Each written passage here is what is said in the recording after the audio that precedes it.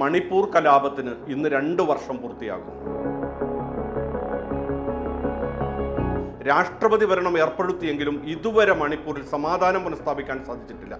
2 വർഷം പിന്നിട്ടിട്ടും ലോകം ചുറ്റുന്ന പ്രധാനമന്ത്രി മണിപ്പൂർ സന്ദർശിച്ചിട്ടില്ല. മെയ്തേയികളെ പട്ടികവർഗ പട്ടികയിൽ ഉൾപ്പെടുത്താൻ സർക്കാർ നടപടി സ്വീകരിക്കണമെന്ന മണിപ്പൂർ ഹൈക്കോടതി ഉത്തരവാണ് എല്ലാറ്റിൻ്റെയും തുടക്കം.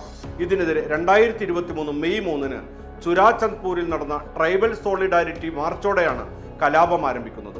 പിന്നീട് ഇങ്ങോട്ട് രാജ്യം കണ്ടത് മനുഷ്യ മനസ്സാക്ഷി ഞെട്ടിക്കുന്ന സംഭവങ്ങളായിരുന്നു. സ്ത്രീകളും കുട്ടികളും ക്രൂരമായി കൊല ചെയ്യപ്പെട്ടു. പലരും ബലാത്സംഗത്തിനിരയായി. മുഖ്യമന്ത്രിയുടേതടക്കം വീടുകൾ അഗ്നിക്കിരയായി. വാഹനങ്ങൾ കത്തിച്ചു. ജനങ്ങൾ പല നാടുകളിലേക്ക് പലായനം ചെയ്തു.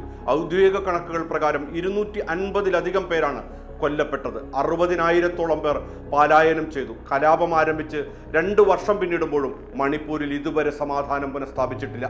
രാജിവെക്കില്ലെന്ന് ആവർത്തിച്ച മുഖ്യമന്ത്രി എൻ ബീരേൻ സിംഗ് സ്വന്തം പാർട്ടിയിൽ നിന്ന് പോലും എതിർപ്പുയർന്നതോടെ ഒടുവിൽ രാജിവെച്ചൊഴിഞ്ഞു.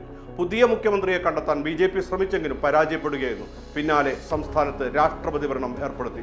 പ്രധാനമന്ത്രി നരേന്ദ്രമോദിയോട് മണിപ്പൂർ സന്ദർശിക്കണമെന്ന് പ്രതിപക്ഷം ആവർത്തിച്ച് ആവശ്യപ്പെട്ടിട്ടും ഒരിക്കൽ പോലും കഴിഞ്ഞ 2 വർഷത്തിനിടയിൽ മോദി മണിപ്പൂർ സന്ദർശിച്ചിട്ടില്ല. 2ാം വർഷം തികയുന്ന ദിവസത്തിൽ കനത്ത സുരക്ഷയാണ് മണിപ്പൂരിൽ ഏർപ്പെടുത്തിയിരിക്കുന്നത്. ഇന്ന് വിദ്യാർത്ഥി സംഘടനകളും ആദിവാസി ഗ്രൂപ്പുകളും സംസ്ഥാനത്ത് അടച്ചിടൽ പ്രഖ്യാപിച്ചിട്ടുണ്ട്. ചുരുക്കത്തിൽ ഈ 2ാം വർഷത്തിലും മണിപ്പൂർ അശാന്തം തന്നെ.